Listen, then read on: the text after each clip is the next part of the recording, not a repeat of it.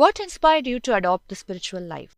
I was inspired by this spiritual life because I felt at the time there was a lot of things happening in the world and a lot of conflict and way of life which I didn't really accept as a true state, in the sense of I thought always this could be much better. Things could be much better with relationships with others, with connections, and also with environment, and many things which I thought were not really, originally was much better than what it is at this present time, or when I first started this spiritual life. I didn't accept many of the social norms and the way the governments were running and many things. And when I started this spiritual life, then all these things come into really a practical way of being able to be peaceful, content, happy. And so that was my first inspiration in that sense. Because sometimes I remember sort of, at the time I started practicing, I was about 26 years old. But even before that, with friends, getting married and starting families, and I was thinking I didn't want to be in bondage to anything or anyone. And freedom was a very strong part of because I was very free as a child, and my father was, he was a sailor, so he was, away many months of the time on sailing on ships, and his whole belief also was that this aspect to be completely free. And so I was very inspired to keep that sort of line of thing. And if I wanted to go A to B, I was not in any sort of bondage or attachment or anything to not go. What does karma mean to you?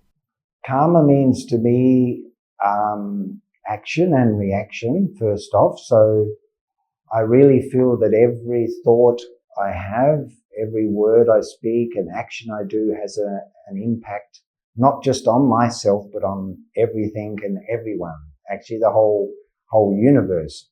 So it's almost like, and it's like whatever I give out as far as thoughts, word and action, I'm actually giving to myself. And, I've studied many things of people, especially on the line of NDE or near-death experiences, and many souls that share their experience of this also say that they have a very strong feeling that whatever we do, actually we're giving to ourselves, and not just ourselves, but the whole universe in that sense. So it's a very, and it's an equal and opposite effect as well. So there's no more, there's no less. So the more I'm giving, sharing, caring, all these things, actually I'm doing that for myself. And of course the feeling will be that when our karmas are right, then of course we're going to be happy, we're going to be peaceful, we're going to be content, and we're going to be really in our true state of being in that sense.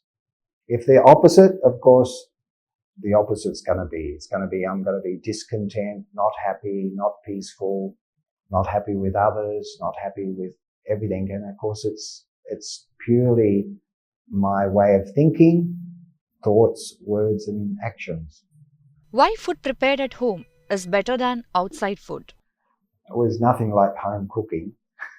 It was always sort of with food preparing, of course, firstly, when it's prepared at home, we know what's in it completely, to a large extent.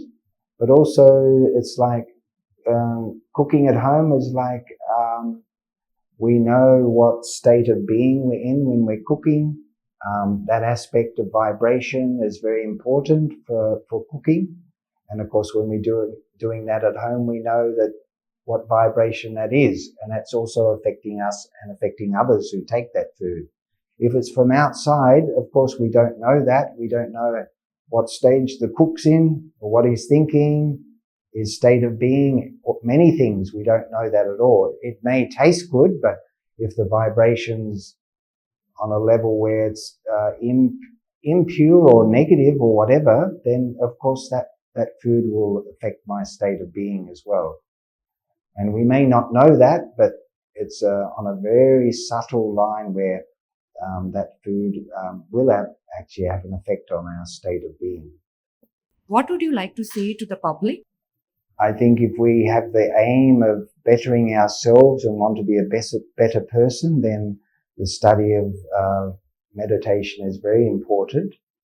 And once we embark on this journey, a spiritual journey, we'll find that many things and many situations that are in our life become very much more simplified, clarity, and it will give us the experience of having a very clear intellect, and many things which actually will help us in our daily lives and world situations, because with the practice of the meditation, it means we have a greater understanding of the whole play, the whole game, and we can be at peace of mind with situations and adverse situations that happened every day. And so, yeah, I think if we embark on this journey, spiritual journey and meditation, Raj Yoga meditation, then it will help us a great deal. It will help everyone, our families, our immediate environment, and everyone around us. How many years are you practicing Raj Yoga meditation? My 40th year. What does spirituality mean to you? Spirituality is a way of life. Actually, to me, it's a natural state of life. Which aspect of Brahma Kumaris you like the most? Brahma Kumaris. I like everything about Brahma Kumaris. What is special about Raj Yoga meditation? Raj Yoga is Raja meaning king. It's the king of yogas, highest of yogas. How does power of silence help? It helps in clarity, perception, seeing what is, and no judgment. Many things. I think power of silence is one of the most powerful of all the states of being.